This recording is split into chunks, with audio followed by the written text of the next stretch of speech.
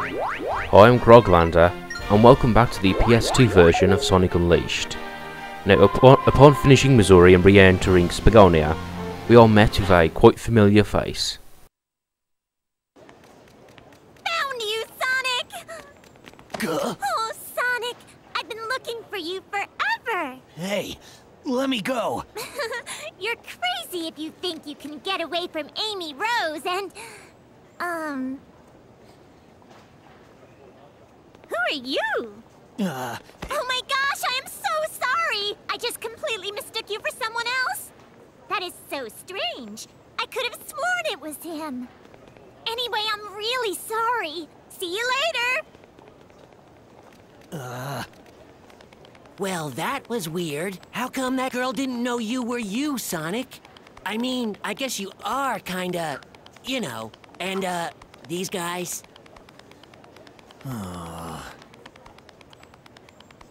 Oh, I mean, don't worry. Hey, you only look really scary, Sonic. Inside, you're the same as ever. I guarantee it, okay? Sonic, cheer up. Chocolate. Want some chocolate?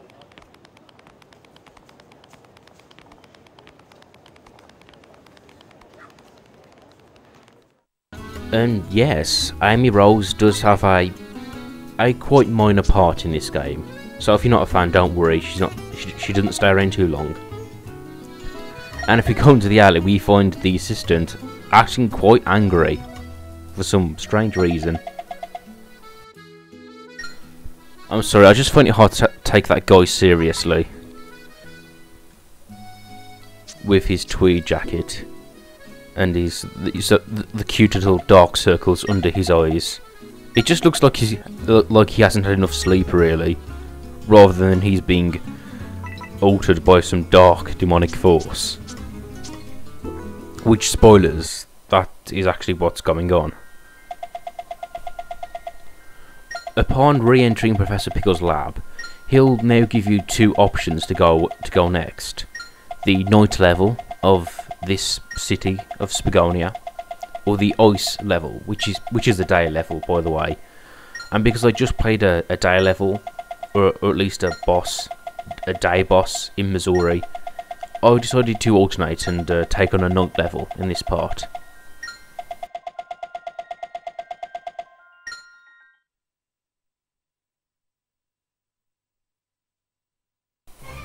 And as we're sent back to the world map, you can see the new location opening up.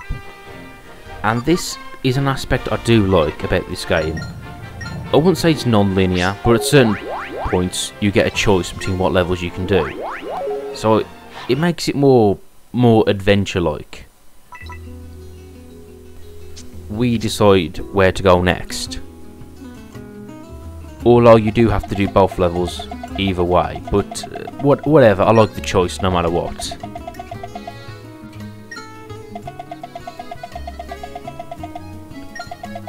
And once you're back in Spagonia, it's just a simple case of going to the main street location and talking to these kids here to open up the next night level.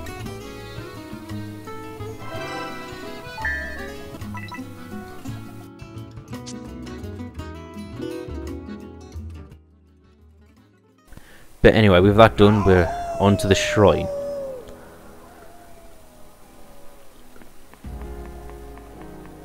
And something I do like about the design of this shrine is that it's like a cathedral. And I guess it makes sense because, well, there's no religious overtones, but it's implied that all these shrines are sacred. And to a people based off Europeans, I guess it would make sense that their holy shrines would be church-like. And now we begin the night levels of Spagonia. Now, in the PS2 version, we get 3 short levels at this point. And in the PS2 version, this will actually be the second set of Werehog levels. And the difficulty does reflect that, because only the third level, I should say, is where it gets tricky. The first 2 levels, they're fairly simple. Something I do like about the level design is the long flowing streets. You can see now it's just fun to run down them and sort of go left and right and swerve around the curves.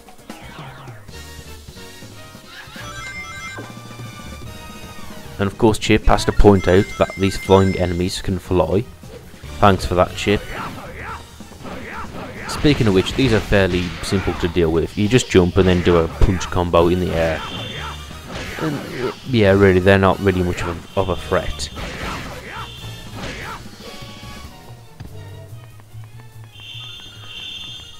Something else that I do like in the PS2 version is how fast Sonic can carry items. And what I mean by that is when he's carrying an item like that steel crate, he can do it without slowing down. And that's something I do like.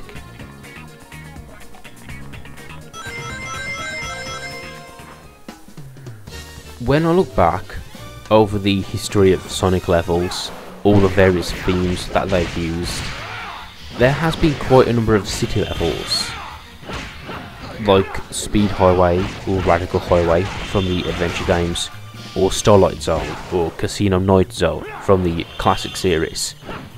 But something those city levels have in common is that they look fairly modern. Whereas this theme is more of like an old city. There's lots of fountains and steps and all kinds of old world architecture. And it's something I really enjoy actually. I like to see them, if they're going to do cities, try doing different types of cities.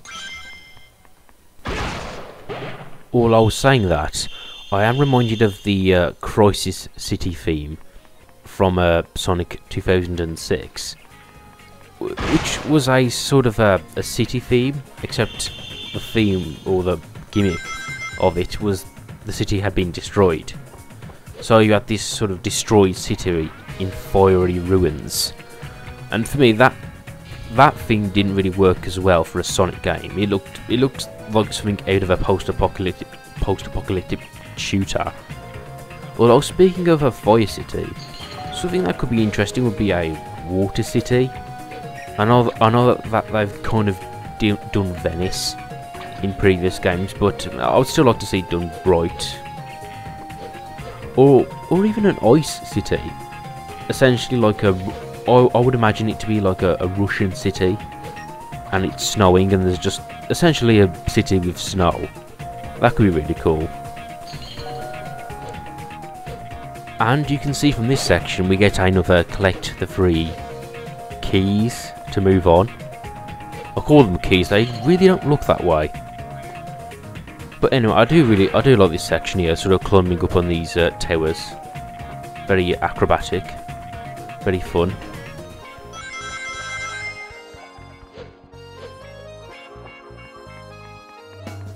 So that's something I do like.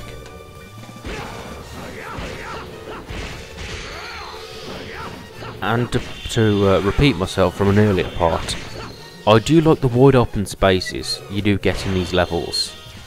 It does feel more like you're exploring. And even though the levels are still technically linear, it makes it feel less like a game level.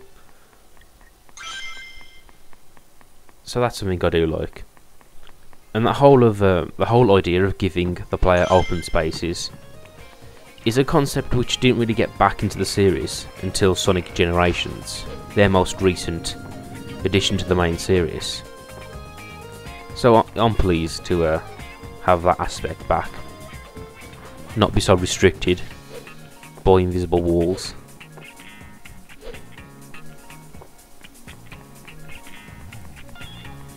You know, when I look at this sort of the city aesthetics, what it looks like, I am reminded of the Disney movie The Hunchback of Notre Dame, which is actually an underrated movie. I think it's actually one of their best, or at least it's the best of the 90s Disney's Renaissance. You know, speaking of the Renaissance, I do hear of people through comments and off the internet when I'm chatting or whatever, that they would love that era to come back. And I always say to them, they're trying with the Frog Princess. you know, blame, which came out at the same time as Avatar. So, yeah, blame everyone who saw Avatar instead. But yeah, The Hunchback of Notre Dame, yeah, a cool movie. With some surprisingly adult tones for a Disney movie. And yeah, you know, I'm trying to think of another Disney movie that had lust as a theme. It wasn't overt, like, you know, the kiddies wouldn't be able to tell exactly what's going on with Frollo and his desire for the gypsy woman.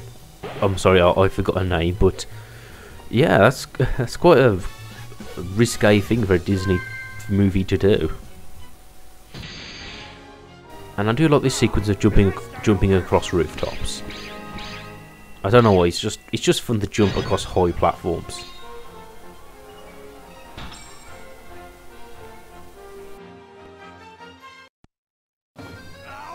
And now we start the second act of our trio of Spagonia night levels.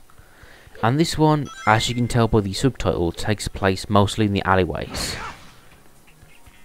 And you can see right off the bat there's a lot more spikes, and that's the general theme of this level. It's a lot more, well, you're trapped in alleyways, and you have to avoid lots of dangers and hazards. So this level, it's a bit more trickier, the difficulty has been raised slightly, but again, it's not too much trouble.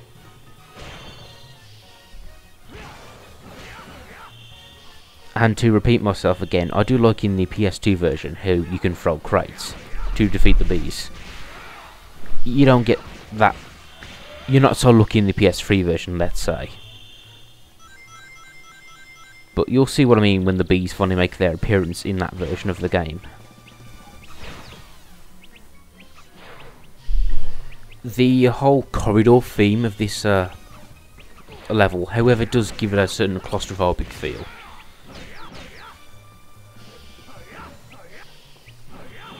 You know, an aspect of the fighting I do like is the ability to pick up an enemy and throw it at another one. That's kind of satisfying to do. Although overall, I'm not a huge fan of this section. The part where we move around this archway and we're stopped every couple of seconds by an invisible wall, where we have to again fight enemies to progress. It's not too bad, but it's one of the minor flaws of the whole Werehog gameplay, in my opinion. And of course, useful tip, try and get these guys just as they emerge from the ground.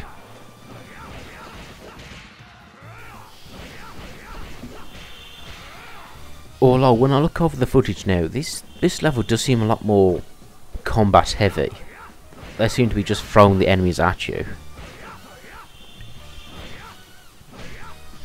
Which is fair enough. I mean, combat is one of the major points of the Werehog's gameplay. Speaking of the combat, up until this point, it's been fairly simple. You can see now I've been getting by just by using the same combo again and again, and occasionally using one of these special attacks. So yeah, the combat isn't giving me any trouble. But yeah, we're still early on in the game. Now, as you can see here, a staple of this level is the spikes that come in and out of the ground, which provides some fun platforming action, I suppose. And actually, I do really like them as part of a level design, because they seem very classic Sonic-y.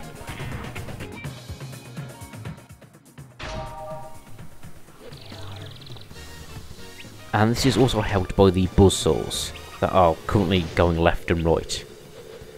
Yeah, having those in a combat area can be a bit tricky.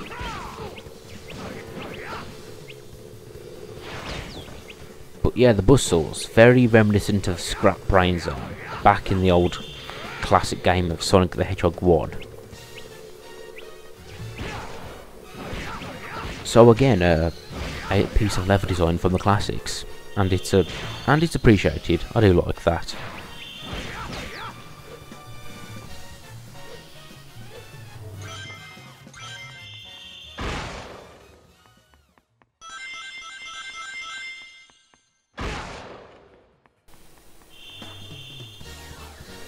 Oh dear, bees and wizards. Yeah, not sure if you can tell, but I'm obviously going for the wizard. Since he has the ability...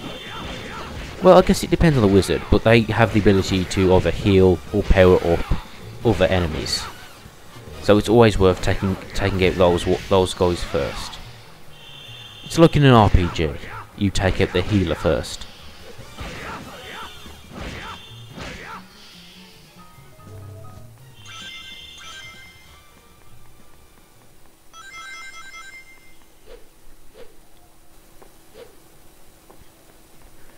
And to bring up classic level design once again, these sort of switches reminds me of Marble Zone from Sonic 1.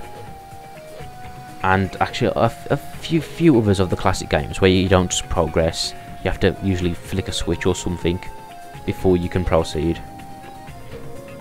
And the thing is, even though I personally don't mind it myself, that sort of a switch-based gameplay wasn't really liked in Marble Zone in Sonic 1. I mean, that's often criticised as a slow zone anyway.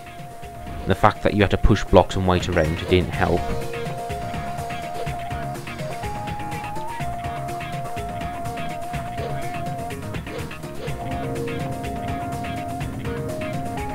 And when it comes to puzzles,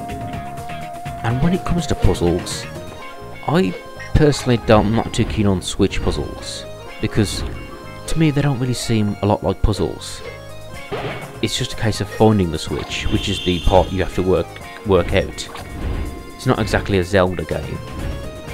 But then again, if they put Zelda-like puzzles in these warehouse sections, they'll probably be even more hated. So yeah, they probably did the better thing by keeping the puzzles simple. And if you take a good look at my score, you'll realise that I was only 1 second away from getting an S rank. But whatever, it's cool, I don't mind.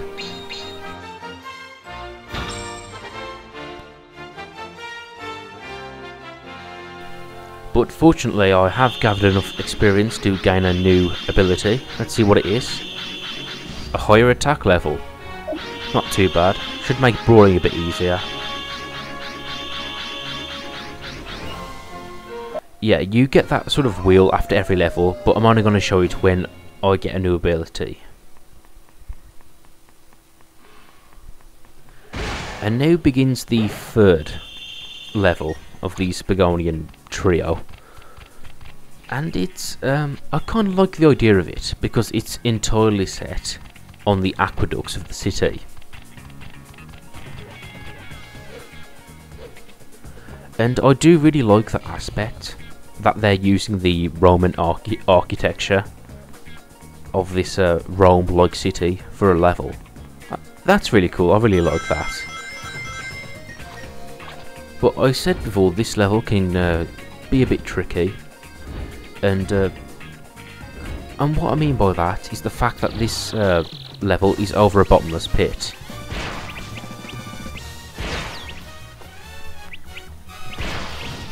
You may have noticed that we're also given one of those find the free keys to proceed puzzles again, which you might think I would say are tedious, but I actually do like that aspect in this level at least, because we get to explore the aqueducts. We climb up and down and search them for these keys.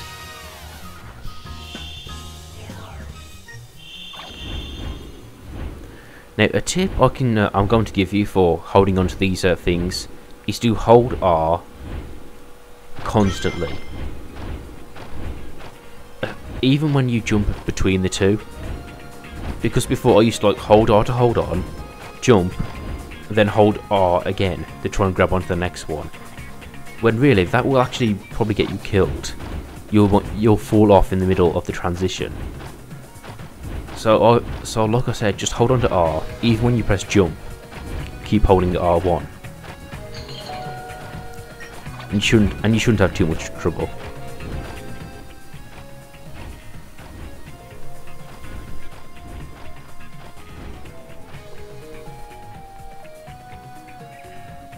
But yeah, overall this is a really cool theme for a level.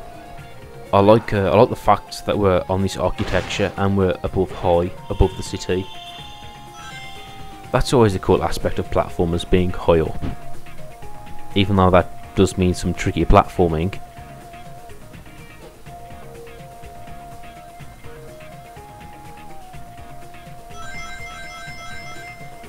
And the 3 keys you have to find.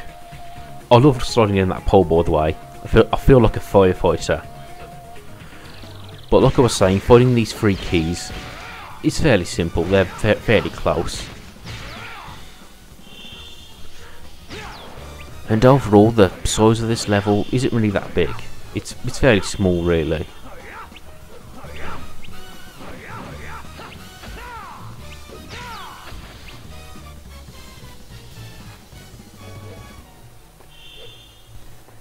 But really, the most difficult thing about this level is making those jumps over the bottomless pits. After that, the fighting's pretty tame, especially if you've got the attack level up in the previous level. So yeah, it's not really a difficult level.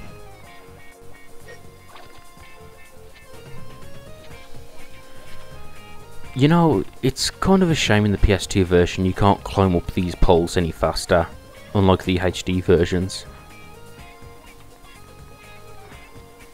Yeah, but at this point, the last one is fairly easy to get. Just make sure you don't fall off the end here. You could so easily fall to your death by accident there.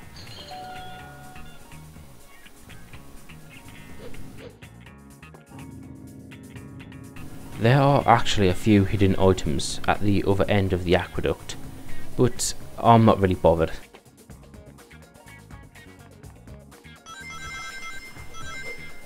But yeah, that level is pretty much over with now. Although, if I'm honest, the whole searching for keys... Oh, and I do like the view from up there. That was a really nice view of the city and architecture. But anyway, yeah, this level isn't too difficult. And like I was saying, the finding the 3 keys was... If I'm being cynical, it was probably just used to extend the length of the level, really. Again, it's like the creators of this game were worried that Sonic games were too short. Although that does seem to be something they've stopped doing now. Like the latest games, they're short but they're fun. And I think that's more important, that they're fun rather than long.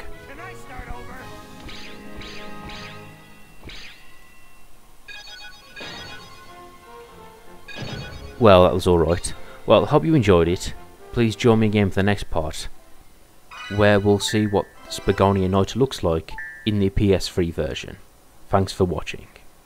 See you later!